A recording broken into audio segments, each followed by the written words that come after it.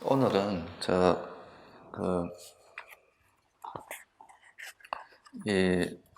사성제라는 부처님의 가르침이 이제 실제 수행에서 어떤 식으로 이제 적용이 되고, 우리가 이제 수행을 한다는 것은 무엇을 하는 것인지를 이제 좀 살펴보려고 하는데요. 사성제라고 하는 것이 보통 이제 우리가 좀 그냥 단순한 교학이나 이론으로 생각할 수도 있는데, 실제로 이제 이 사성제가 이제 아주 실천적인 수행법이고, 실제로 이제 이걸 수행해서 직접적으로 적용할 수 있는 그런 가르침이라는 것을 한번 살펴볼 필요가 있습니다. 그래서 이 이제 사성제의 어떤 가르침을 우리 이제 수행에 어떻게 활용하고 어떻게 이제 그걸 적용해야 되는지, 그 부분에 대해서 간단히 좀 살펴보는데요. 그래서 이거는 이제 뭐 한마디로 말하면 우리가 이제 실제로 우리가 살면서 뭔가 목표를 정해서 이제 그쪽 방향으로 노력을 했을 때, 그것이 어렵기는 하지만 이제 가능한 일이 있고, 이제 아예 불가능한 일이 있는 건데요. 그런 거에 대한 이제 명확한 가르침. 그러니까 우리가 이제 삶의 지표, 어떻게 이제 삶을 살아야 되고, 어떤 방향으로 이제 살아가야 되는가 하는 그런 이제 방향성을 명확히 이제 드러낸 가르침이 이제 사성제라고도 할 수 있습니다. 그래서 지난 시간에 제가 연기에 대해서 좀 설명을 드렸었는데, 연기와 더불어서 이 연기의 가르침을 좀 더 이제 체계적으로 정리한 게 사성제라고 할 수 있기 때문에, 연기가 곧 사성제로 연결이 됩니다.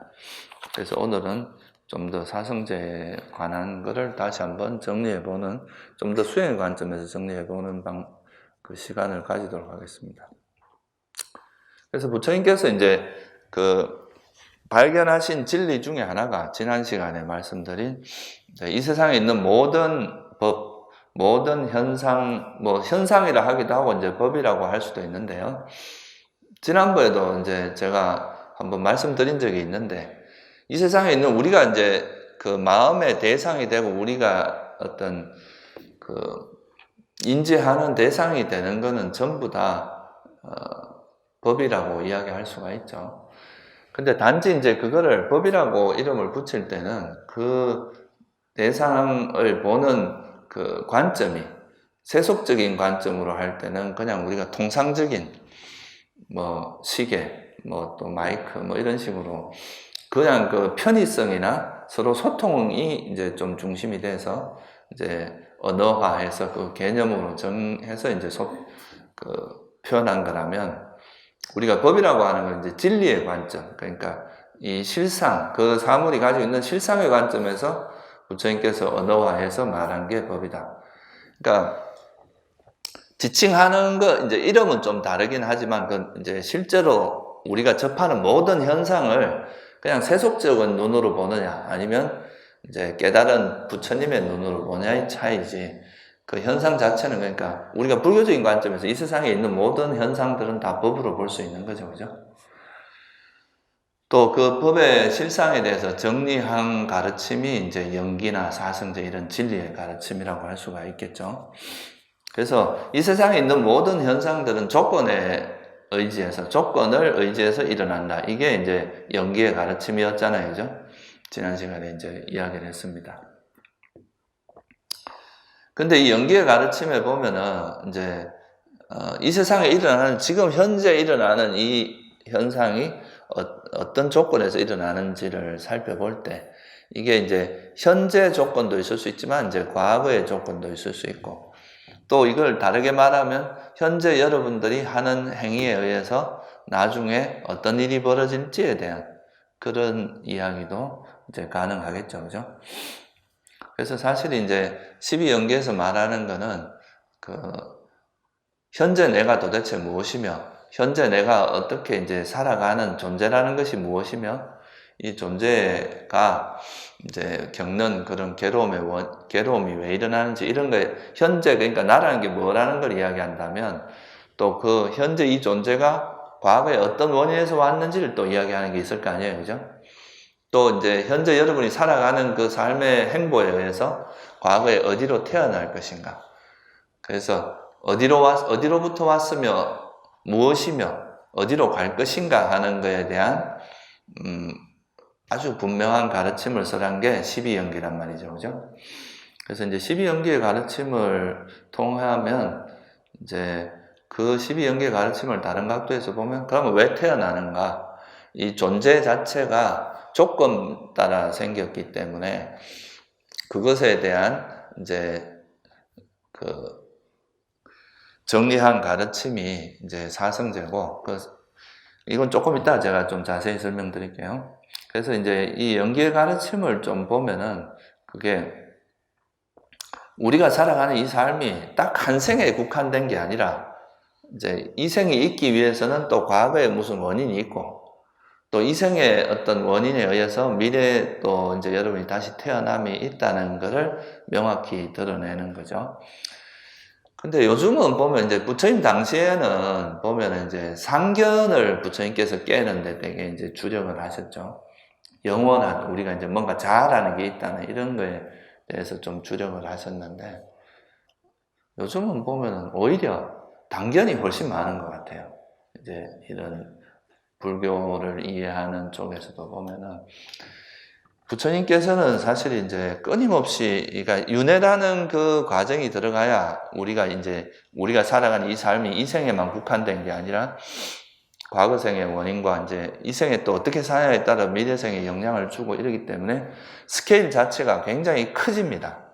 그러니까 어떤 되게 지엽적인 요 생에만 딱 국한해서 보는 게 아니라 되게 광대한 그 우주관을 가지고 현상을 보기 때문에 굉장히 커지고, 그런 거를 기본적인 이제 그 기준으로 해서 현재 우리가 어떻게 살아야 될 것인가 이렇게 이제 설법을 하신 것이 부처님의 가르침인데, 요즘은 이제 그 중에서 좀 이제 현재 좀 적용될 수 있는 일부만 빼가지고 그것만으로 이제 불교라고 이렇게 이야기를 하고 또 그렇게 하는 경우가 상당히 많은 것 같아요. 의외로 이제 윤회를 부정하는 그런 흐름이 의외로 많다는 걸 요즘 제가 많이 느낍니다. 이제 사람들을 만나보면 윤회에 대해서 이해를 못하고 그거에 대해서 이제 마치 없는 것처럼 이야기하는, 되게 이제 좀 유명한 스님일수록 또 그런 이야기를 많이 하는 그런 이야기를 하는 것 같아요.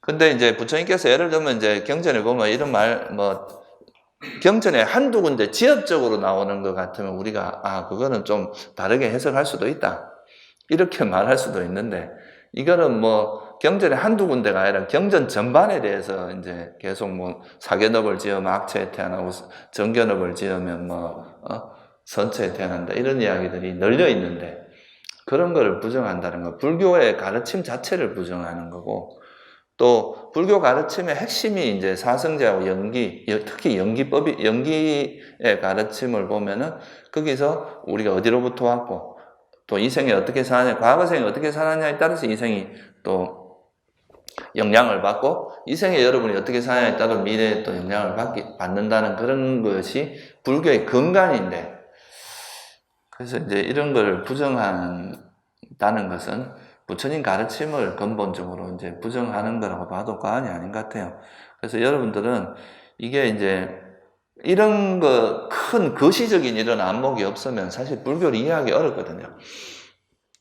예를 들어서 이제 그런 구절도 나와요.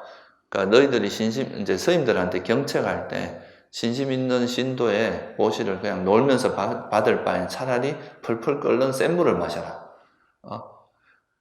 이런 거는 사실 우리가 이 생에만 국한한 관점에서 본다면 말도 안 되는 이야기잖아요. 그죠? 근데 그러면서 하시는 말씀이 이제 내가 센 물을 마시면 이 생에 죽는 걸로 끝나지만 이제 우리가 그런 이제 보시를 받고 이제 놀면서 이제 그냥 보내면 그거에 인해서 오는 과보는 세세생생 이어질 수 있다는 그런 관점이 들어가 있으니까 그런 말씀을 하시는 거 아니에요. 그죠? 우리가 또 법을 한마디, 부처님께서 법을 한마디 듣기 위해서 당신의 목숨을 던지고 이런 이야기들이 나오잖아요. 그죠? 그거는 그런 어떤 그 세계관, 불교의 우주관이나 이런 이제 불교가 가지고 있는 기본적인 틀이 없으면 도저히 상상할 수 없는 이야기거든요. 지금 당장 나한테 손해되는 일을 한다는 것 자체가 말이 안 되는 거 아니에요, 그죠? 이 한 세계만 국한된다면 이 세계에 내가 누릴 수 있는 최대한의 감각적 욕망을 누려야 되겠죠, 그죠? 그래야 죽을 때 후회 없을 거 아니에요. 최대한, 그래서 농담으로 그런 말을 합니다. 최대한 돈을 많이 빌려라. 그리고 이제 그거에 대해서 마음껏 쓰다 가라. 그거 이제, 그러면 이제 그 최대한의 그 즐거움을 누릴 수 있다. 근데 그렇게 했을 때 그것으로 끝이 아니라 그것이 원인이 돼서 오는 여러 가지 문제점들이 있기 때문에 그렇게 안 하는 거잖아요. 그죠? 그런 것은 되게 어리석은 행동이 되겠죠. 그래서 이제 그런 것을 이해하는, 분명히 알려주기 위해서 이제 부처님께서 연기법을 썼고요. 연기법을 설하셨고, 또, 이런 이제 부처님께서 가르침을 설할 때, 이제 연기라는 거를 가지고 먼저 설하시고, 그걸 통해서 이제 모든 것은 조건 지어져서 일어나기 때문에, 이제 이 세상에 있는 모든 것은 무상하고 괴로움이고 무아라는 걸 밝힌 게 고성제잖아요, 그죠? 조건 따라 생긴 건 영원할 수 없으니까, 변하기 마련인 법이니까. 그리고 이제, 그렇다면 왜 존재가 태어나서 이런 고통을 겪느냐? 그거는 전생에 우리가 버리지 못했던 무엇 때문이냐? 가래 때문이다. 무명과 가래가 있기 때문에 또 태어나고, 현생에 또 가래와 무명을 소멸하지 못하면 또다시 태어나고, 이런 과정을 겪기 때문에 그렇다. 그게 집성제잖아요. 그리고 이제 무명과 가래를 소멸하면 이제 더 이상 괴로움이 없다는 게 멸성제고, 또 그거는 이제 연기하고 일치해요. 요 세 가지는. 근데 연기법에는 뭐가 없느냐? 구체적인 수행법에 대해서는 없어요. 그러니까 당신이 이제 깨달은 그 진리를 깨닫고 나서 이제 번뇌를 다 소멸하고 이제 해탈하시고 나서 당신이 하신 방법을 정리해서 그걸 이제 당신과 똑같이 깨달을 수 있는 방법론으로 설한 게 뭡니까? 그게 이제 팔정도, 그러니까 이제 도성제죠. 그러니까 연기법에는 도성제가 없다는 것이 좀 차이점이 있어요. 연기는 그냥 그 세상의 진리만 드러낸 거고, 그 진리를 실제로 깨닫는 방법으로 설하신 게 팔정도고, 그거를 같이 이제 결합한 게 사성제이기 때문에 어떻게 보면 연기보다는 사성제가 좀 더 체계적으로 정리된 가르침이라고 할 수 있습니다.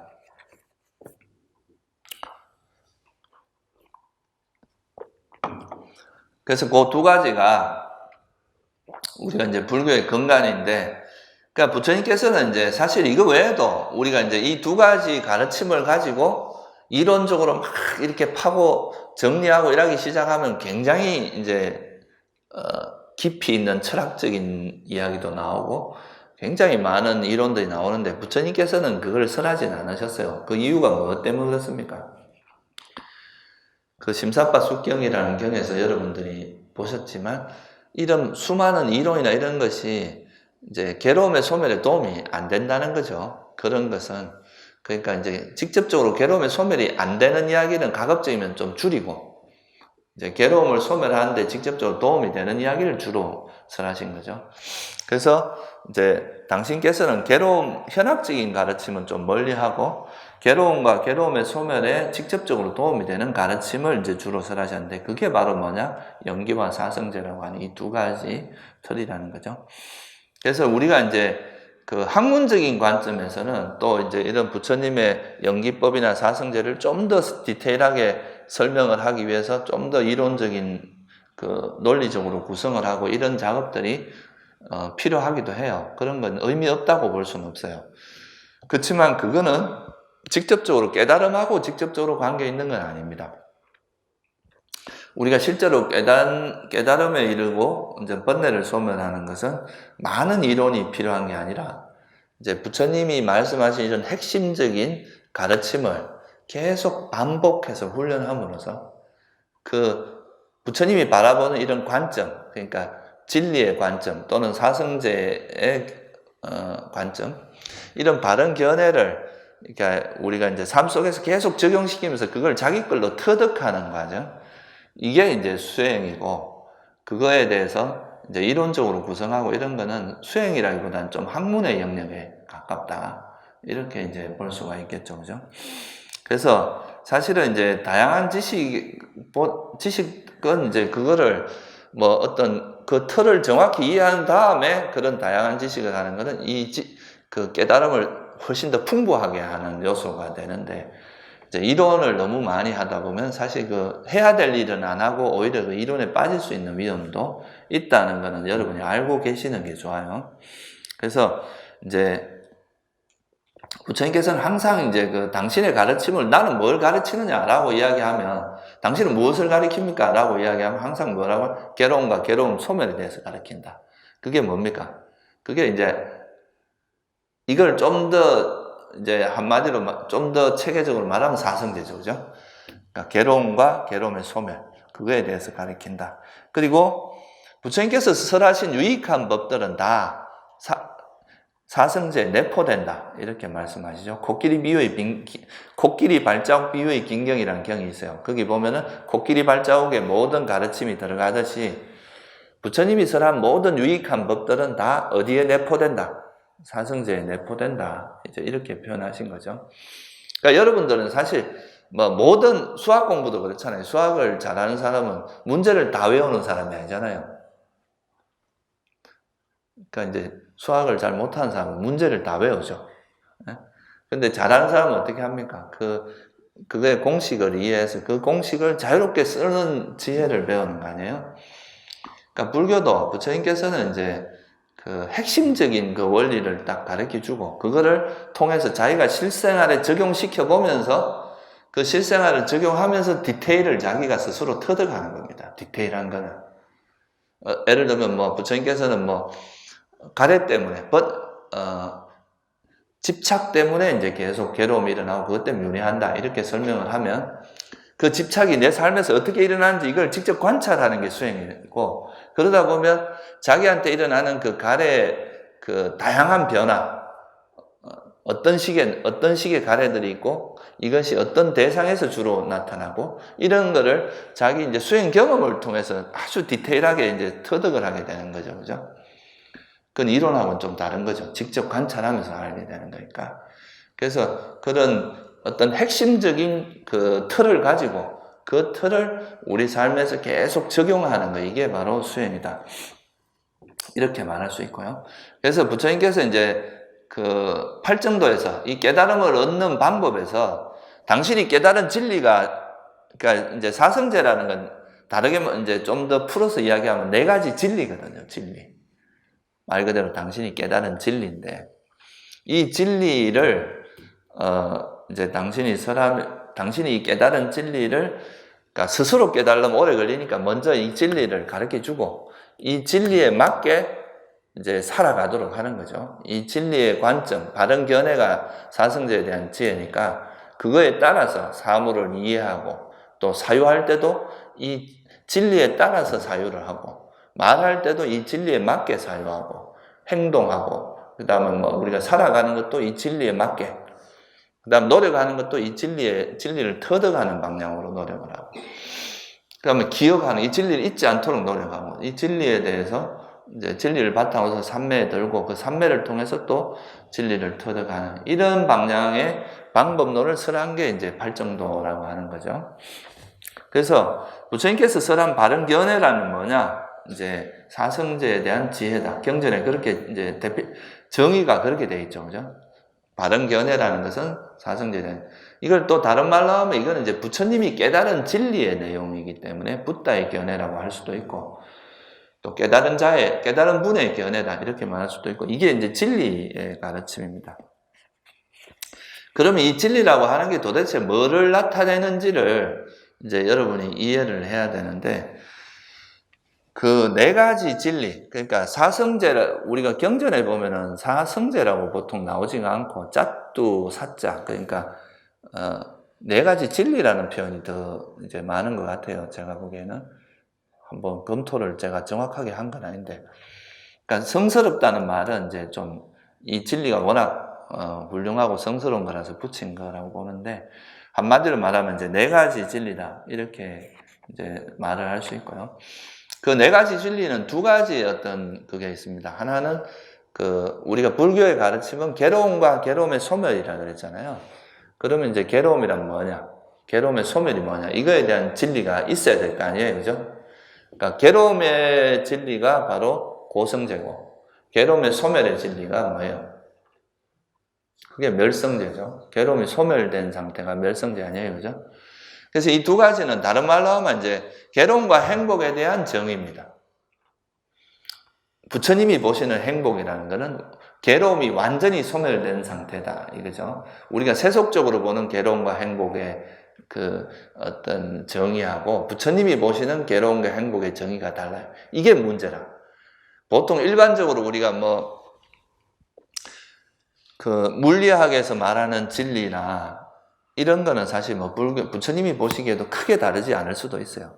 근데 되게 비슷한 그거지만 이게 이제 부처님이 깨달은 분이 보시기에 진리와 이제 세속적인 진리가 세속적인 관점, 견해와 이게 거의 전혀 다르다시피 완전히 뒤바뀌어 있다고 할 정도로 다른 게 뭐냐면 괴로움과 행복에 대한 견해입니다. 세속에서 행복이라고 하는 게 부처님 보시기엔 다 괴로움인 거예요. 그러니까 이게 이제 되게 여기서 이제 이게 완전히 뒤바뀌어 있고 전도되어 있기 때문에 그래서 사람들이 헷갈릴 수밖에 없는 거라. 살아오면서 우리가 익혀온 거하고 부처님이 말씀하시는 그게 다르니까. 그래서 부처님께서 이 괴로움과 행복에 대한 명확한 데피니션, 그거를 정의를 설하신 게 바로 뭐예요? 이 고성제와 멸성제라는 거거든요. 그래서 이 고성제라는 건 뭐냐 하면은 이 부처님께서 이제 말씀하신 이 진리가 그냥 우리가 이론적으로는 이렇게 이야기를 하잖아요. 존재란 뭡니까? 존재는 그냥 우리가 뭔가 나라고 하는 실체도 없이 그냥 뭐라고 봤어요? 다섯 무득이다. 그죠? 물질과 정신의 결합이고 물질적인 요소와 정신적인 요소가 있는데 이 두 가지가 서로 조건 지어진 게 뭐예요? 이제 존재라고 보신 거고 그 존재의 본질은 무상하고 괴로움이고 무하다. 이렇게 보신 건데 이 배경을 좀 보시면 우리가 이제 기본적으로 이제 괴로움과 행복을 이야기할 때 뭔가 부처님 이전에는 보통 이제 이걸 찾을 때 뭐에서 찾았다는 거예요? 뭔가 우리가 바깥에 뭔가를 실현하면 행복이 이루어지고 그거를 얻지 못하면 괴로움이고 이런 이제 보통 기본적인 프레임을 가지고 있잖아요, 그죠? 근데 부처님 보시기엔 보니까 당신이 이제 처음 출가하셔갖고 외도의 가르침을 접하면서 무소유처나 그러니까 존재하면서 경험할 수 있는 최고의 행복을 경험해 보셨어. 무소유처 선정의 행복, 비상비비상처의 선정의 행복. 근데 이것도 내 보니까 결국은 그런 행복도 나중에 세월이 지나 보면은 이것도 만약에 현생에만 국한해서 봤다면 이건 최고의 행복입니다. 살아있는 동안에 그거보다 더한 행복을 누릴 수가 없거든요. 근데 이제 부처님 보시기에 이거는 죽어서 무소유처에 태어나게 할 뿐이다. 열반에 완전하게 이르게 하는 게 아니라 그래서 그 세월이 무소유처의 수명이 끝나고 나면 다시 또 어떻게 될지 알 수 없다. 불확실하다. 그래서 이거는 이제 진짜 행복이라 할 수도 없다. 그렇다면 그나마 이제 우리가 존재를 괴롭혀서 그러니까 존재하면서 경험할 수 있는 최고의 고통을 경험하면은 뭔가 깨달음이 일어날까 봤는데 그것도 아니었잖아요, 그죠? 보행은 해봐야 자기만 괴롭게 할 뿐이지 아무런 그게 없었어요. 그래서 밖에서 뭔가 찾던 우리가 그러니까 밖에서 뭔가 보고 듣고 견문각지한 그것에서 열반을 찾으려고 하니까 거기서는 찾을 수가 없었던 거예요. 그거로 인해서 얻어진 건. 그래서 그거를 돌려가지고 이 존재하면서 뭔가 완전한 행복을 실현하는 걸 아무리 추구해봐도 그건 안 되니까 그렇다면 이 존재 자체가 혹시 뭐가 문제가 있는 건 아닌가. 그러니까 뭔가 밖에서 막 하려고 했는데 그런 거 있잖아요. 내가 문제인데 밖에서 문제를 찾으려고 아무리 해봐야 답이 없는데 이걸 방향을 완전히 돌려서 밖에가 문제가 아니라 혹시 나한테 나란 존재의 어떤 결함이나 존재가 불완전하거나 이러진 않을까라고 그러니까 방향을 완전히 돌린 거잖아요. 이게 어마어마한 변화라고 저는 보거든요. 존재 밖에서 뭔가 찾으려고 하다. 존재 자체의 문제로 바꿔진 거예요. 그러니까 부처님이 보신 거는. 그래서 이 존재의 문제로 돌려보니까, 이 존재 자체가 가지고 있는 선천적인 뭔가 이제 존재 자체의 실상을 관찰해보고 나서 깨달아보니까 존재는 뭐라는 거예요? 조건 발생이더라. 이게 이제 엄청난 진리의 그 발견이죠. 그래서 존재가 조건 발생이라는 존재 자체가 물질이라는, 그러니까 이제 어떤 외부의 형체도 가지고 변형되는 이런 그와 그냥 형체는 없지만 작용하는 정신작용이라는 게 있어요. 이 두 가지가 결합해서 존재가 이루어지는데 이걸 뭐 정신작용을 조금 더 세분화하면 수상행식으로 나눌 수 있으니까. 존재가 물질과 정신의 결합인데 이것 자체가 뭐란 조건 따라 생기더라 이거예요. 뭔가 어떤 실체가 있어서 이거를 컨트롤하는 것도, 컨트롤 타워는 없다는 거죠. 이게 뭔가 자아라는 주체가 있어서 이 삶을 주도하는 것도 아니고 그렇다고 우연히 생기는 것도 아니고 조건 따라 일어나는 것을 발견하신 거예요. 그러니까 그걸 보니까 조건 따라 생겨난 거는 어때요? 이제 변하기 마련이잖아요. 그러니까 무상한 것이더라. 영원한 게 아니다 이거죠. 변하기 마련이고 아무리 내가 현 상태가 뭐 행복하다 하더라도 이건 변하기 마련이고 또 변하기 마련이니까 이것 자체를 불확실한 것이 있다 이거죠. 불확실하고 불완전해요.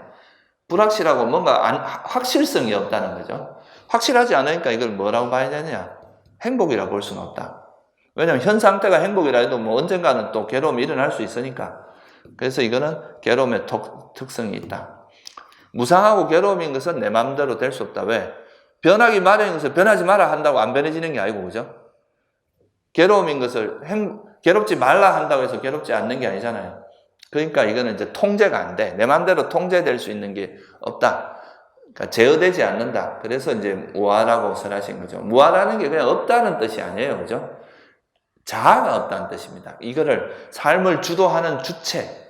그러니까 뭔가 고정불변하는 뭔가 주인이 있어갖고 우리 삶을 내 마음대로 할 수 있는 게 없다. 세상을 내 마음대로 할 수 있는 게 없다는 거죠. 그래서 이걸 보면서 뭐를 이제 부처님께서 깨달았냐 하면은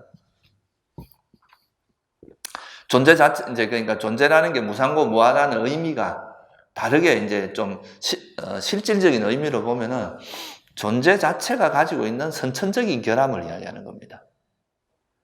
그러니까 존재가 조건 지어졌다는 것 자체가 일단 죽을 수밖에 없고 또 형성된 이게 이제 변할 수밖에 없다는 이런 선천적인 그런 어떤 약점이라고 할까요?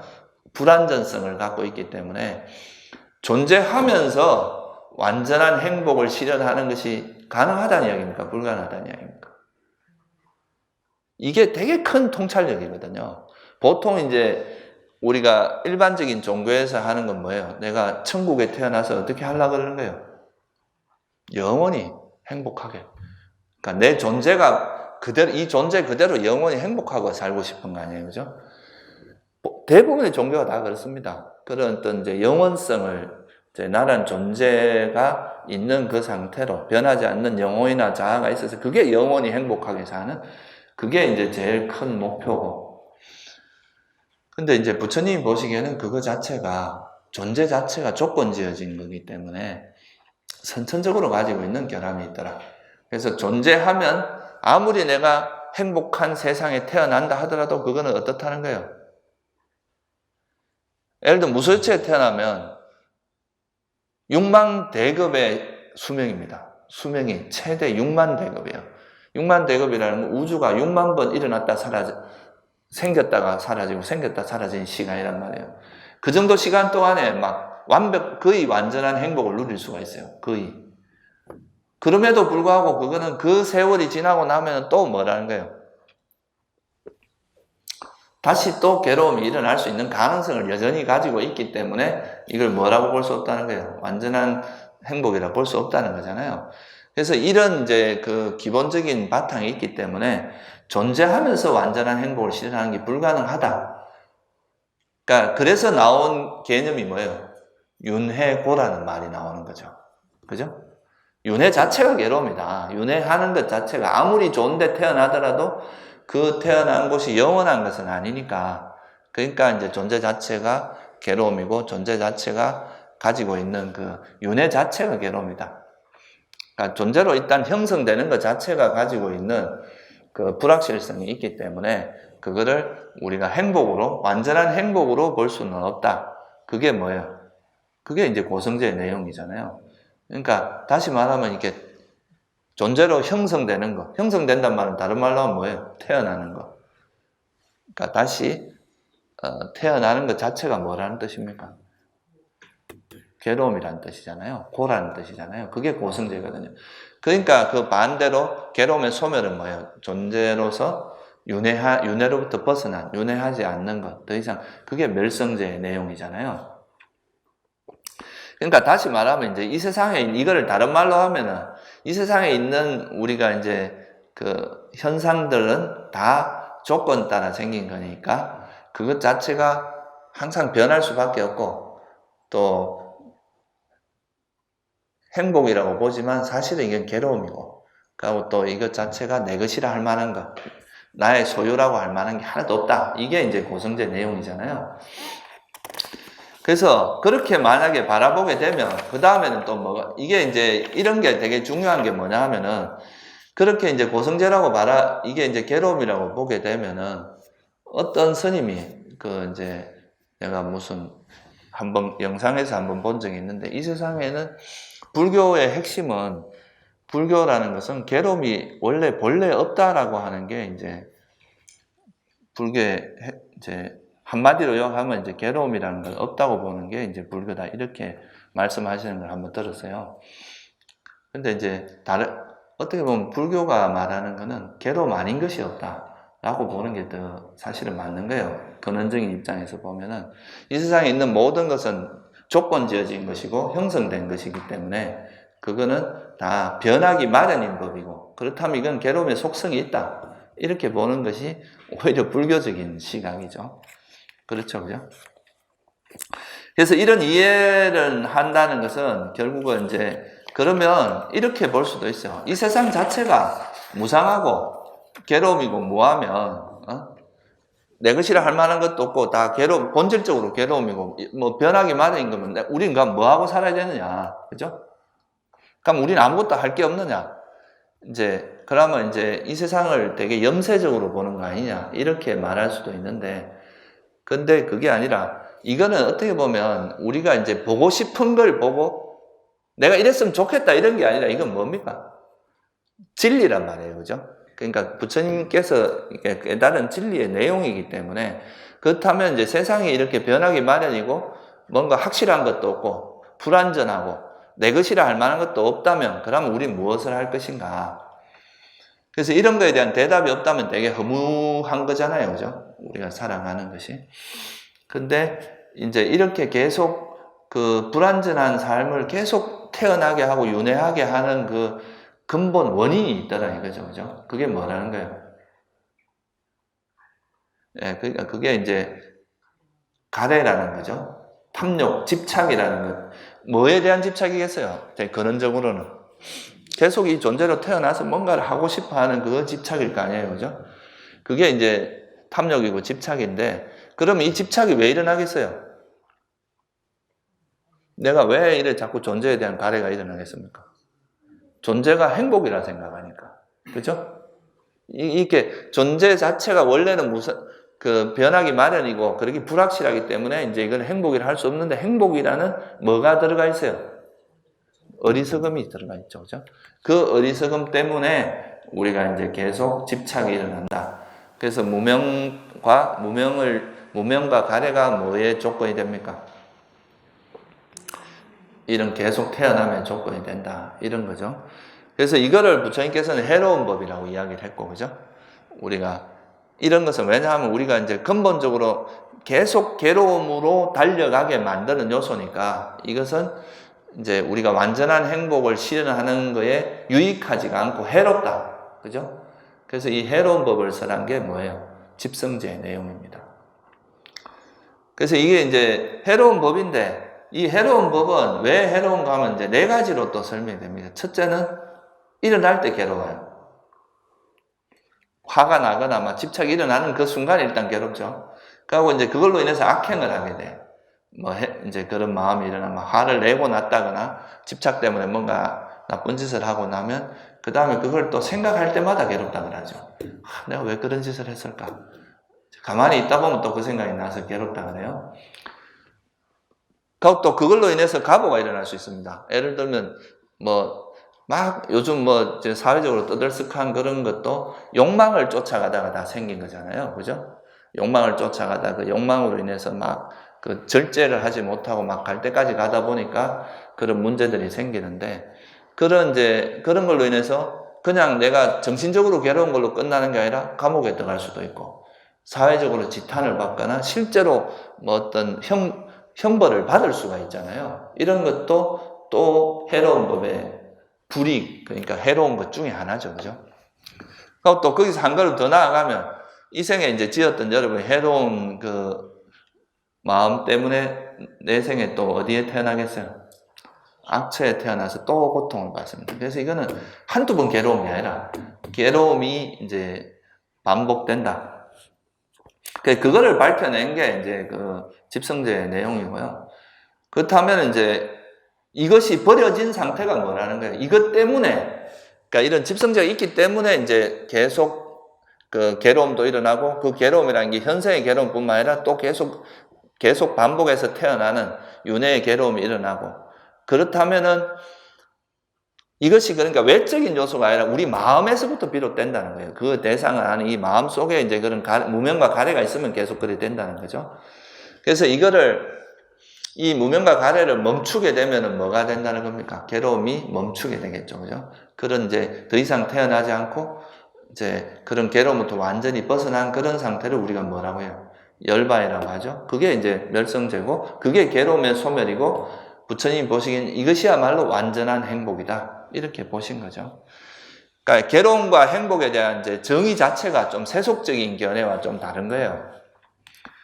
이까지는 연기와 일치합니다. 연기에서, 12연기에서도 이야기하는 게 무명이 있으면 뭐가 있어요? 업이 있어서 태어나고, 그 다음에 이제 무명과 가래가 있으면 업이 생기고 그거에서 계속 태어난다는 거. 무명과 가래가 소멸되면 더 이상 태어나지 않는다는 거. 이게 이제 12연기에서도 이야기하는 거 아니에요. 그죠? 그러니까 그게 이제 12연기의 순간은 뭐를 의미하겠어요? 무명이 있으면 의도적 행위가 있고, 의도적 행위가 하면 이게 쭉 이렇게 가는 걸 뭐를 의미하겠어요? 그게 집성제하고 같고요. 무명이 소멸되고 가래가 소멸되고 집착이 소멸되면 더 이상 이제 괴로움이 소멸된다 하는 것은 뭐가 되겠어요? 멸성제에 해당하겠죠.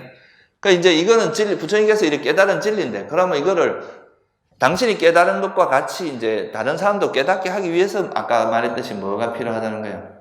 수행 방법이 있어야 되잖아요. 그러니까 무명과 가래가 있으면 또 뭐가 있어요? 집착이 있으면 그거와 반작용으로 원하는 걸 얻지 못했을 때 일어나는 게 화란 말이에요. 성냄이라는 게 있단 말입니다. 그래서 부처님께서 탐진치라고 하는 게 뭐라 그랬어요? 해로움의 뿌리다.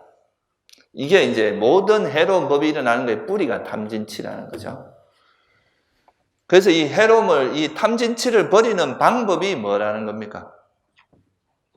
팔정도인데, 그거를 버리려면은 이제 탐욕과 성냄이 다 뭐로부터 일어나면 어리석음으로부터 일어나잖아요. 이 어리석음은 무상하고 괴로움이고 무아인 것을 뭐라고 본 거예요? 그걸 모르기 때문에 일어나는 거 아니에요. 그죠? 그래서 이 어리석음을 버리는 방법이 고성제, 그러니까 무상하고 이 현상계 자체가 무상하고 괴로움이 무아라는 것에 대한 통찰이 있어야 된다는 거죠. 그걸 철저히 알므로서 우리가 그러면은 그게 어리석음이 없으니까 그 탐욕도 붙을 수가 없잖아요. 그죠? 그걸로 인해서 깨달음에 이르게 하는 그게 이제 팔정도입니다. 그렇게 되기 위해서는 뭘 알아야 되냐 하면은, 그러니까 존재 자체가 괴로움이고 존재로부터 벗어나는, 윤회로부터 벗어나는 게 행복이라는 것에 대한 이해, 그리고 이것이 일어나게 하는 원인은 탐진치라는 것에 대한 이해, 그리고 이것부터 벗어나기 위해서는 탐욕이 없고 성냄이 없고 어리석음이 없는 마음을 개발해야 된다는 게 뭐예요? 이게 바로 바른 견해입니다. 그래서 이 바른 견해를 바탕으로 해서 탐욕이 없고 성냄이 없는, 탐욕을 버리고 성냄을 버리고 어리석음을 버리는 방향으로 항상 마음을 쓰게 하는 거죠. 아까 말했듯이 그런 방향으로 이제 세상을 바라보고 그러니까 이제 사성제, 그러니까 진리의 관점에서 세상을 바라보고 항상 생각을 할 때도 어떻게 하면 탐욕을 버릴 것인가, 성냄을 버릴 것인가, 이런 쪽에 사유를 하고, 그죠? 말을 할 때도 탐욕이 없는 사유. 그러니까 남을 해치는, 화를 바탕으로 남을 거친 말을 한다거나, 거짓말을 한다거나, 이런 걸 하지 않는 거죠. 그런 게, 이제 말을 할 때도 탐욕이 없고, 성냄이 없고, 어리석음이 없는 말을 해야 되고, 행위, 그 다음에 행동할 때도 마찬가지고, 여러분이 이제 생계를 이어갈 때, 직업을 가질 때도 마찬가지. 그러니까 노력이라는 것은 이제 해로운 탐진치를 버리고, 탐욕 없고, 성냄이 없고, 어리석음이 없는 상태를 개발하기 위해서 노력해야 되고, 그죠?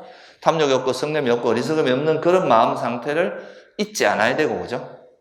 그러니까 그런 상태가 유지되는 게 이제 삼매란 말이에요. 그런 삼매를 바탕으로 해서 또 진리를 깨뚫어 알기 위해서 노력하고, 이게 이제 팔정도의 내용입니다.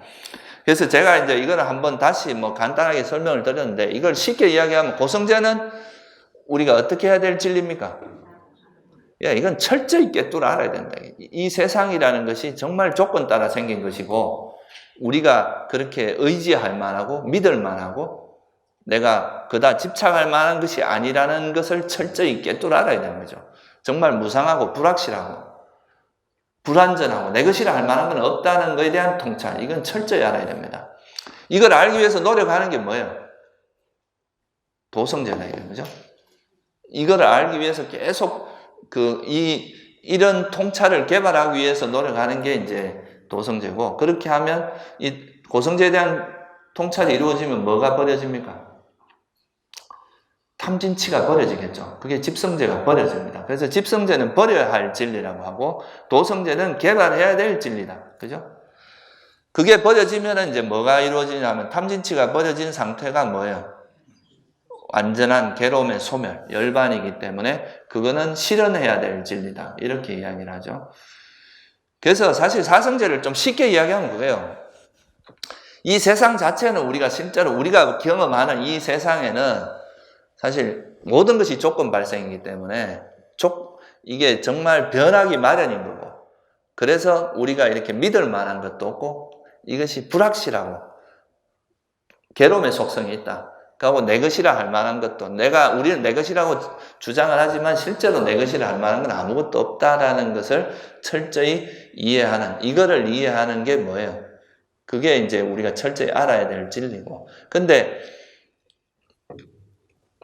이게 이제 우리가 이제 현상계 자체는 그런 본질적으로 이렇다는 것을 이해하는 것이고, 그렇다면 이렇게 우리가 이제 우리 세상에는 믿을 만한 구석이 없다면 뭘 해야 되느냐?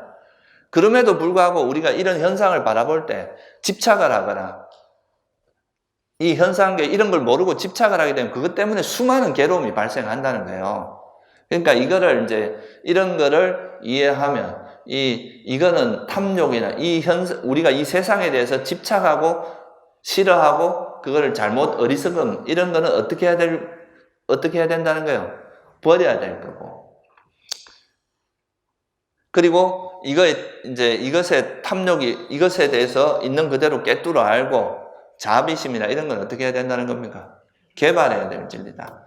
그래서 어떻게 보면 이 세상에 있는 거는 있잖아요. 모든 건 다 우리가 이제 실제로 무상하고 변하기 마련이라서 괴로움의 속성이 있고 내 것이라 하면 이게 이제 기본 바탕, 이 세상에 있는 원래 이런 것인데, 그럼에도 불구하고 우리가 그렇다고 아무것도 할 게 없는 게, 이걸 몰라서 여기에 자꾸 끄달리고, 그럼에도 불구하고 이게 진리를 모르고 여기에 휩쓸려 버리면 어떻게 된다는 겁니까? 계속 괴로움이 발생한다는 거죠. 그래서 이런 거는 버리고 유익한 법은 개발하고, 도성제는 그러니까 유익한 건 개발하고 해로운 것은 버리는 이 노력은, 이걸 통해서 우리가 뭘 이룰 수 있다는 거예요. 괴로움에서 벗어나서 완전한 열반을 이룰 수 있다. 이게 바로 뭐라는 겁니까? 그게 이제 사성제의 내용이에요. 그러니까 사성제는 이 세상이 다 어떻게 보면 옛날 우리나라 말로 하면 다 공하다, 무하다. 실제로 무상하고 괴로움이고 무한데, 그럼에도 불구하고 우리 마음이 그런 거를, 우리 마음에서 그렇게 이제 무상고 무아를 모르게 막는 요소가 있다 이거예요. 진리는 이건데, 그게 뭐예요? 탐욕이나 성냄이나 어리석음이기 때문에 이런 해로움의 뿌리는 버리려고 노력하고, 이것이 탐욕이 없고 성냄이 없다는 거는 또 어리석음이 없는 건 지혜거든요. 탐욕이 없고 성냄이 없는 거는 일종의 삼매의 마음 상태.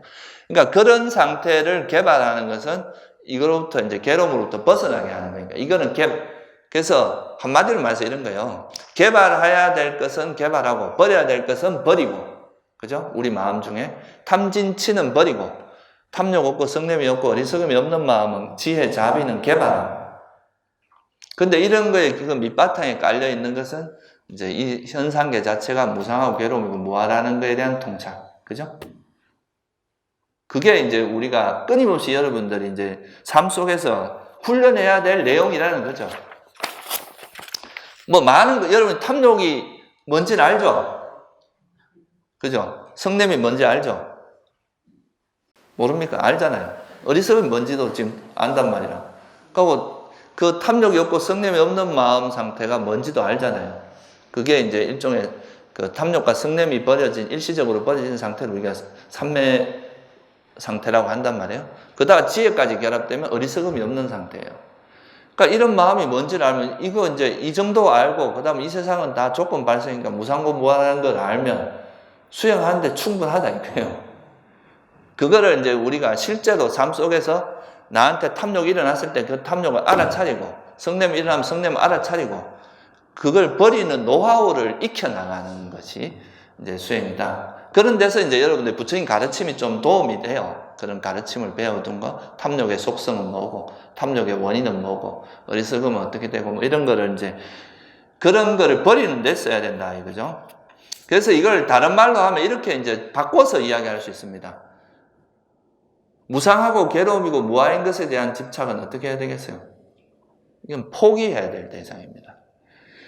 무상할 수밖에 없고 괴로움일 수밖에 없고 내 것이라고 할 것이 없는데 이걸 내 것이라고 주장하고 영원하길 바라고 괴로움인 것을 행복이라 바라는 것은 여러분이 추구해야 될 바입니까? 포기해야 될 바입니까? 이거는 아예 불가능한 일입니다. 죽을 수밖에 없는데 안 죽겠다고 발버둥치는 거, 이게 가능한 일입니까?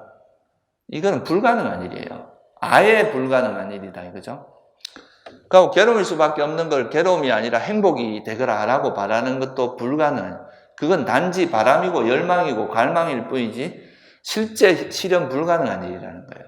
내 것이 아닌 걸 내 것으로 주장하는 것, 이것도 뭐예요? 불가능하다는 거예요.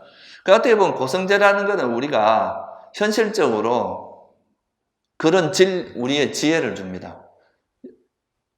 무상할 수밖에 없는 것에 대해서 집착하는 건 바보짓이에요. 어떻게 보면. 괴로움일 수밖에 없는 것을 행복으로 막 거머쥐고 하는 것도 어리석은 일이다 이거예요. 그러니까 이런 거는 포기해야 될 대상이라는 거죠. 그래서 예를 들어서 이제 그 무상한 것을 영원하기를 바라는 거, 이거는 불가능한 일이다. 이런 또 통찰력을 주는 겁니다. 그래서 여러분들이 뭐 나이가 들어가면서 이제 몸이 아파지기도 하고 늙어가기도 하고 죽기도 하잖아요. 근데 이 몸이요, 영원히 내가 안 아프기를 바란다거나, 안 아프면 좋게 하겠죠. 그렇지만 아플 수 있다는 걸 인정을 해야 된다는 거죠. 우리가 이제 몸을 건강하게 유지하기 위해서 노력은 해야 되지만, 나는 왜 이렇게 내 몸이 아프냐고 막 나한테만 왜 이런 일이냐 이렇게 원망하는 건 어리석은 짓이다 이거예요. 우리가 몸이라는 게 있으면 그 물질세계의 영향을 받기 때문에 아플 수밖에 없다. 또 그렇기 때문에 늙을 수밖에 없다는 거. 늙어가는 것 때문에 오는 우울증도 있습니다, 실제로. 근데 이제 그런 거를 어떻게 보면 자연스러운 섭리, 진리라고 이해를 하고 받아들여야지, 그거를 이제 거부하고 이런 건 또 수많은 고통을 유발하는 거죠. 또 죽을 수밖에 없는데 안 죽으려고 발버둥치는 것도 불가능한 일이다, 이거예요. 그럼 여러분이 뭐 명예를 갖고 이제 일시적으로 우리가 명예가 생겼다고 해서 그 명예가 영원하길 바라는 것도 불가능한 일입니다. 그건 또 조건이 바뀌어갖고 어떻게 될지 몰라. 한때 막 엄청난 대중의 환호를 받던 사람들이 어느 순간에 순식간에 무너지는 경우가 뭐 우리가 뭐 역사 속에서 수도 없이 봐왔잖아요. 그리고 또 뭐 아무리 내가 재산이 많다 해도 이 재산이 또 언제 어떻게 될지 모르는 거죠. 이런 걸 이해하면 그걸 그러니까 유용하게 쓰더라도 그게 집착하거나 그것이 사라진다고 괴로워하진 않을 거 아니에요. 그죠? 그러니까 이제 이런 것이 불가능한 일이라는 것을 우리가 이해해야 된다는 거죠. 또 괴로움을 괴로움일 수밖에 없는 걸 가지고 행복을 추구하는 이런 것도 가능한 일입니까? 불가능한 일입니까? 예를 들면 여러분들이 감각적 욕망을 통해서 내가 완전한 행복을 실현하리라. 돈을 엄청 벌면 완전한 행복이 실현될 거, 행복한 것이 실현될 이런 것도 이제 불가능한지 사실은 가능할 수 없는 것을 쫓아가는 거니까 이런 거는 헛된 노력이 됩니다. 그러니까 지금 말씀드린 게 불가능한 것을 가능하기 위해서 애를 쓰는 거는 그게 유익한 노력이 전혀 의미 있는 노력이 아니다 이거죠. 그런 거는 사실 애만 실컷 쓰고 노력만 투자할 뿐이지 실제로 얻는 건 아무것도 없어요. 그러니까 그런 거는 최대한 포기를 해야 될 것이고 그거를 쫓아가는 것은 어리석은 거다 이거죠.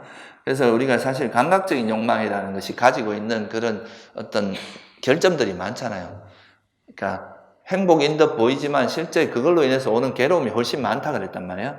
부처님께서 이거는 이제 달콤함은 작고 재난이 훨씬 많은 행복이다 그랬거든요. 그래서 이거는 애초에 범부의 행복이고 이런 건 쫓아서는 개발해서는 안 되는 행복이라 그랬는데 이런 걸 쫓아가는 것도 이걸 통해서 행복하기를 바라는 것도 어리석음에 해당한다. 불가능한 일이다. 그나마 좀 더 수준 높은 사람은 이제 또 수행으로 인해서 오는 행복을 쫓아가죠. 그 벗어나는 행복. 근데 이것도 수행의 어떤 좋은 수단이 되고 우리가 이제 수행을 하는데 하나의 도움이 되는 거긴 하지만 그거를 어떤 궁극적인 행복으로 봐서는 안 된다 이거예요. 그죠? 이 벗어남의 행복은 우리가 이제 수행을 해서 지혜를 개발하는 어떤 도구로서 삼매라는 것도 지혜가 개발되는 아주 중요한 그 수단, 그 조건으로서는 옳은 일이지만 그것을 집착하는 것도 또 다른 이제 존재에 대한 집착이 생기게 만들 수 있는 요소이기 때문에 그런 것도 이제 불가능한 것이라고 이해를 하고 해야 된다는 거고 또 세상을 내 마음대로 통제하는 게 가능합니까? 여러분도 마음대로 안 되는데 뭐 내 마음도 내 마음대로 안 되는데 뭐 타인의 마음을 내 마음대로 하려고 한다거나 세상을 내 마음대로 하려고 한다거나 이거는 일부 가능한 거지 기본적으로 이제 세상에 뭐 수많은 왕들이 뭐 세상을 제패하려고 그렇게 했지만 그게 안 되거든요. 잠깐 그렇게 할 수 있을지 몰라도 결국은 그게 다 무너지게 돼 있다. 그러니까 내 것이 아닌 것을 내 것으로 이 세상에 있는 건 다 조건 따라 생각을 내 것으로 그러니까 모든 걸 이건 내 거야 내 거라고 하는 것 자체도 어리석은 거라는 거죠. 그래서 이 무상하고 괴로움이고 무아라는 것의 또 다른 통찰력은 뭐냐 하면은 무상하고 괴로움이고 무아라는 그런 것을 영원하길 바라고 또 괴로움인 것을 행복으로 바라고 이런 또 내 것이 아닌 것 또는 이제 통제할 수 없는 것을 내 마음대로 하려고 하고 내 것이라고 바라는 이런 것은 애초에 불가능한 일이다. 그럼 이건 어떻게 해야 될 겁니까? 버려야 될, 포기해야 될 일이지 이거를 이런 쪽으로 노력을 하는 것은 괜히 수고로움만 더하고 고생만 할 뿐이지 아무 실제로 실익은 없다. 그런 걸로 인해서 우리가 이제 시간을 보내는 것은 어리석은 거다 이런 거죠. 그래서 불가능한 일은 포기해야 됩니다. 영원하지 않은 것을 영원하길 바라거나 괴로움인 것을 통해서 행복을 실현하려고 한다거나 내 것이 아닌 것, 무아인 것을 통해서 무아인데 자아가 그러니까 뭔가 내 마음대로 하려고 하고 내가 내 것으로 소유하려고 하는 건 포기해야 돼요. 이런 거는 이제 포기해야 될 진리라고 이야기하는 거죠. 포기해야 됩니다. 그런 거에 대해서 우리가 연연해 하는 것은. 그래서 고성제가 의미하는 이 세상에 있는 그 현상계에서 일어나는 것들을 우리가 영원하길 바라거나 내 것으로 가지려고 한다거나 또는 이것을 통해서 행복을 실현하려고 하는 것은 어떻게 해야 된다는 거예요? 불가능하다는 이야기를 하는 거예요. 부처님께서 고성제에서 말하는 거는 왜? 이 세상에 있는 형성된 것, 조건 지어진 것은 다 뭐라는 거니까 변할 수밖에 없고 그렇기 때문에 무상하고 괴로움의 불완전하고 그러니까 괴로움의 속성이 있고 내 것이라 할 만한 게 없으니 이건 다 그냥 여기에 대한 미련을 버려라. 그러면 이제 미련을 포기를 하되 그렇다고 우리가 아무것도 할 수 없는 게 아니라 이런 거를 포기하지 못하고 여기에 집착하는 이런 게 다 괴로움의 원인이 되니까 이런 거는 우리가 가능한 일은 뭐라는 거예요? 이런 거는 포기해야 될 일이고 그러면 우리가 노력하고 이제 할 수 있는 일은 뭐라는 거냐 하면은 유익함을 개발하고 그죠? 우리 마음에서 일어나는 그런 탐진치는 버리고 그거를 버리는 노력을 하는 유익한 행위, 그러니까 탐욕이 없고 성냄이 없고 어리석음이 없는 그런 마음 상태를 개발하는 것은 어떻다는 겁니까? 그거는 가능한 일이고, 우리가 이제 수행자가 해야 될 일은 해로운 법은 버리고 유익한 법을 개발하는 것은 우리가 할 수 있는 일이다. 쉽진 않죠, 그죠? 해보면 탐욕이나 성냄 이런 거 버리는 게 쉽진 않아요. 그렇지만 이건 쉽지 않고 어렵기는 하지만 뭐라는 겁니까? 가능은 하잖아요, 그죠? 불가능한 일은 아닙니다. 안 죽으려고 하는 건 아예 불가능한 일인데, 이 탐욕을 버리고 어리석음을 버리고 탐진치를 버리는 것은 어렵긴 하지만 가능한 일이라는 거죠. 그래서 이거는 이제 우리가 노력해야 될 법, 버려야 될 법에 대해서 알려준 게 집성제공이죠. 그리고 개발해야 될 법에 대해서 명확히 드러낸 것이 바로 도성제라는 거죠. 그래서 우리가 지혜라든가 자비라든가 이런 마음의 삼매를 개발하는 거라든가 이런 것들은 이제 개발해야 될 법이다. 그죠? 그래서 여러분, 부처님께서도 이제 칠불 통계라고 들어보셨죠? 그게 뭡니까? 제악막작 들어봤죠? 제악막작. 모든 악은 짓지 말라. 그러니까 해로운 법은 버려라 이 말이거든요. 그죠? 해로운 법을 버리고 그 다음에 중선봉행이라고 하죠. 그죠? 무릇 중자. 그러니까 선한 행위든 선은 어떻게 하라고요? 받들어 행하라. 봉행. 그죠? 그러니까 불선, 해로운 법은 버리고 유익한 법을 행하는 것. 그리고 그러면서 자기 마음을 깨끗이 하는 것. 이걸 통해서 우리 마음속에 있는 우리가 이제 대상을 대하는, 그러니까 이 세상 자체는 무상하고 괴로움이고 무한데 이걸 그냥 그렇게 보면 아무 문제가 없는데 이걸 아는 마음에 뭐가 붙어 있어요? 집착이 붙어 있고 어리석음이나 이제 성냄으로 오염되어 있잖아요. 그러니까 이 마음을 정화하는 것.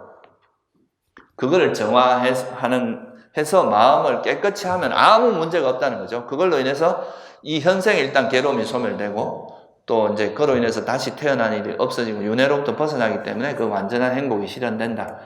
그래서 마음이 깨끗이 하는 거, 이게 뭐라는 겁니까? 시제불교다. 이것이 바로 모든 부처님의 가르침이다. 그러니까 불선을 행하지 말고 선을 행하고, 그러니까 우리 마음을 깨끗이 해라. 그게 모든 부처님의 가르침이다 이거죠. 그 말이 사실은 이제 이 사성제 가르침 속에 숨어 있습니다. 그렇게 복잡한 이야기는. 근데 이거를 실제로 이제 우리가 스스로 깨달아가는 과정에서 이것이 얼마나 심오한 가르침이라는 것을 느끼게 돼요. 그러니까 실제로 탐욕이 어떻게 작용하는지, 성냄이 어떻게 작용하는지, 어리석음이 어떻게 작용하는지 이런 거를 관찰하다 보면 정말 이게 부처님이 이런 걸 어떻게 발견하셨을까, 이런 것들을 보면서 정말 이렇게 부처님 가르침에 대한 신심이 더 이제 나타나게 되겠죠, 그죠? 그래서 이 유익한 법을 개발하는 대표적인 방법이 뭐예요? 이제 우리가 보시하는 거, 그죠? 자기가 정당하게 번 것을 남에게 베푸는 거, 그것도 한 가지가 있고, 또 제일 이제 기본적인 거는 삼보에 대한 신심입니다. 이런 법에 대해서 믿음을 가지는 것도 굉장히 그것도 이제 신심이라는 게 또 수행에 되게 중요한 바탕이죠. 신심이 있어야 노력도 되고, 신정진 염정해라고 예전에 제가 오력에 대해서 설명을 드렸죠. 신심이 있어야 정진도 되고, 바른 정진도 되고, 정진이 돼야 또 바른 기억이 되고, 또 삼매가 닦아지고 지혜가 개발되는 그런 과정을 거치기 때문에 이 신심도, 삼보에 대한 신심 자체가 우리가 이제 지혜가 개발되는데 굉장히 중요한 조건이 됩니다. 그래서 삼보에 대한 신심을 개발하는 거, 또 계를 잘 지키는 거, 보시하는 거, 그 다음에 오개, 여러분이 살생 안 하고 도둑질 안 하고 삿된 음행 안 하고 거짓말 안 하고 술을 안 먹는, 이런 취하게 하는 약물을 먹지 않는 이런 거를 하는 것만 해도 굉장히 큰 공덕이 되고, 근데 여기서 한 걸음 더 나아가면 이제 삼매와 지혜를 닦는 이제 수행을 하는 건데요. 이 삼매를 닦는 거의 기본도 보세요. 제가 이제 우리가 이제 호흡 수행을 여기서 이제 알려주고 있는데, 일상에서 보세요. 호흡 수행을 할 때도 보통 우리가 이제 삼매를 닦는 거라 그러면 막 집중만 하고 이런 걸로 이해를 할 수도 있는데, 근데 이 호흡 수행을 할 때도 부처님께서는 바른 삼매는 뭐가 바탕이 돼야 된다 그랬어요? 항상 바른 견해가 바탕이 돼야 된다 그랬어요. 이 바른 견해라는 게 결국 사성제에 대한 지혜잖아요. 그러면 이 삼매를 어떻게 닦느냐? 그 말을 이제 보면은 세상에 있는 모든 게 다 기본적으로는 부처님의 기본 시각, 이 세상에 있는 것들은 다 조건에서 형성됐기 때문에 이 세상에 있는 것에 대한 애착을 버리면 그걸로 그냥 해탈입니다, 여러분들. 근데 해탈 버리기 쉽지가 않으니까 이제 그 집착을 버리는 그 방법론을 이제 자세하게 설명한 게 발정도인데, 그러니까 삼매를 닦는 과정에서도 그냥 이 호흡에 집중만 하는 게 아니라 뭘 합니까? 이 호흡이라고 하는 하나의 대상만 가지고 이 호흡 외에 다른 대상들을 버리는 연습을 하는 거예요. 다른 대상에 대한 집착을. 뭐가 나타나도 이거는 무상한 거니까 하고 놓고, 예? 호흡 외에 다른 대상이 나타나면 거기에 어떤 지혜가 이것이 다 무상하고 괴로움이고 무한한 지혜가 들어가요. 무슨 말 이해되세요? 예를 들어서 내가 원하는 뭐가 나타나도 어릴 때 재미있던 내가 즐기던 뭐가 나타나면 이것도 역시 조금 발생이 무상한 것이야 라고 생각하고 그런 걸 놓는 연습을 하면 이 선정에 들어가는 과정에서 벌써 세상에 대한 미련을 버리는 훈련이 벌써 되고 있는 겁니다. 그러니까 호흡 외에 다른 이제 처음부터 그냥 무조건 놓으라 하면 힘드니까 삼매를 통해서 일시적으로라도 다른 대상에 대해서 마음이 가는 것들을 놓는 연습을 하는 거죠. 이게 이제 지혜를 바탕으로 삼매를 닦는 거예요. 그리고 또 마찬가지죠. 그런데 호흡에 마음이 잘 붙어 있지 않는 이유는 또 번뇌가 작용하기 때문에 또 딴 데로 가는 거거든요. 그럼 또 이걸 알아차리고, 이거 무상한 거니까 내가 이거 집착할 만한 가치가 없다 하고 놓고 돌아오고, 화가 나면 내가 이건 무상하고 내 것도 아닌 것에 왜 화를 내고 있냐 하고 돌아오고, 이렇게 하면서 이제 호흡에 마음이 붙어 있으면서 삼매에 들 수가 있는 거겠죠, 그죠? 이렇게 해서 이제 삼매에 드는 거고, 또 일상으로 돌아가면 여러분들이 이제 내 현재 일어나는 몸에다 마음을 이제 붙이라 그랬는데, 이 현재 일어나는 몸에다 마음을 붙이는 방법도 가다 보면 이것도 보이고 저것도 보이고 내가 익숙한 대상들이 보이지만 이런 걸 다 수행할 때는 이런 것도 다 다 변하기 마련인 거니까 여기에 연연할 필요 없이 이런 것도 무상하고 내 것이라 할 만한 것도 없고 괴로움의 속성이 있다는 걸 알고 놓고 돌아오면 이것도 뭐가 되겠어요? 결국은 삼매를 닦는 과정에서도 뭐가 생깁니까? 뭐가 바탕이 돼 있어요? 이 현상계에 대해서 애착을 놓는 지혜가 같이 이렇게 개발이 되는 겁니다. 그런 훈련을 하는 것도 돼요. 그리고 또 이제 그러면서 여러분한테 일어나는 번뇌가 있을 거 아니에요?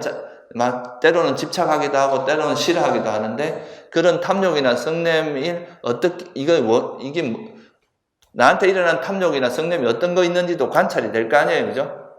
그럼 그 원인도 한 번씩 단조를 하라 그랬잖아요. 그 원인도 한번 찾아보고 또 이걸 어떻게 하면 버리는지 그 효과적인 방법도 찾고 이런 과정에서 또 많은 지혜가 개발이 됩니다. 이 번뇌를 버리는 지혜도 개발이 돼요. 그래서 이제 이렇게 수행을 해 나가는 과정에서 이제 우리가 이 현상계 자체가 정말 무상하고 괴로움이고 무한하는 것에 대한 철저한 통찰이 이루어진다 이거예요.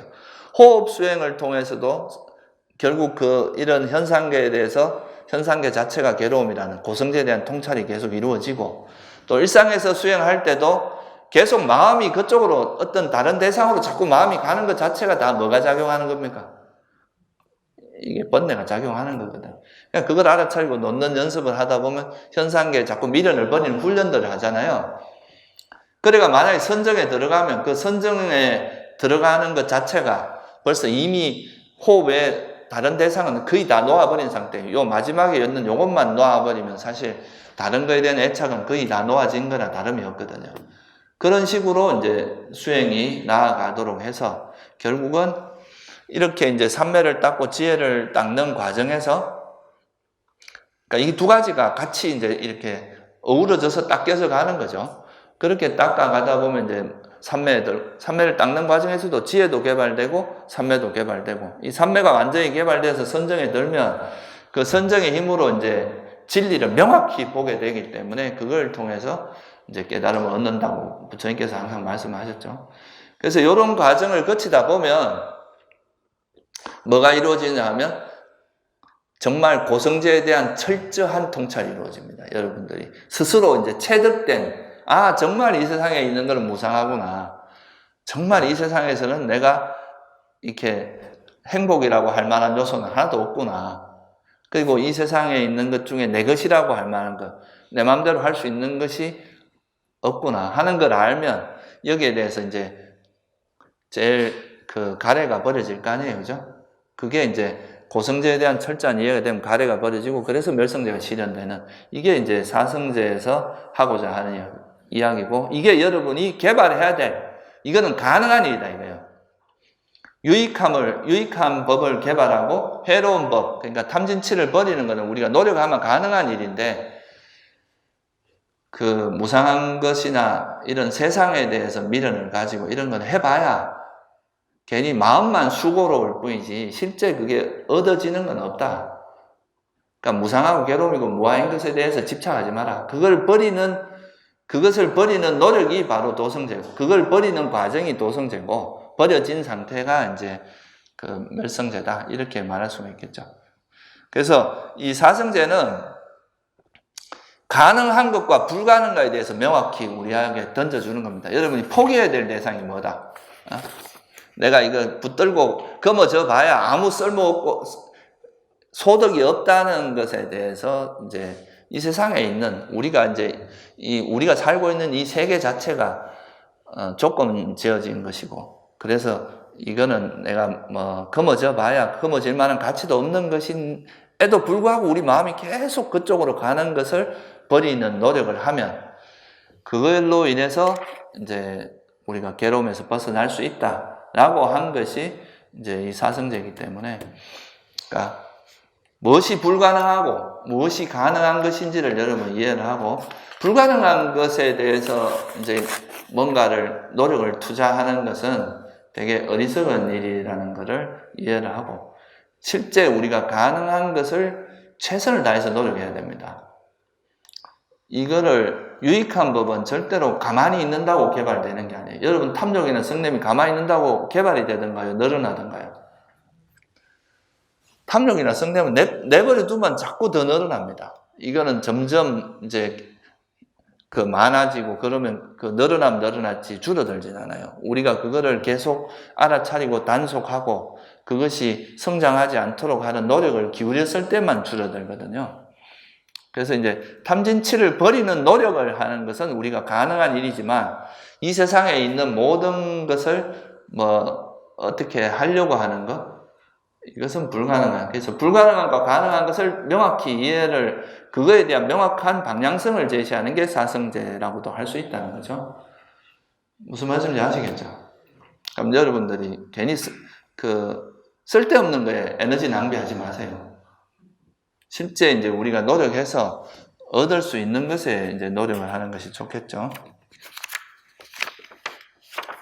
네, 오늘 여기까지만 하겠습니다.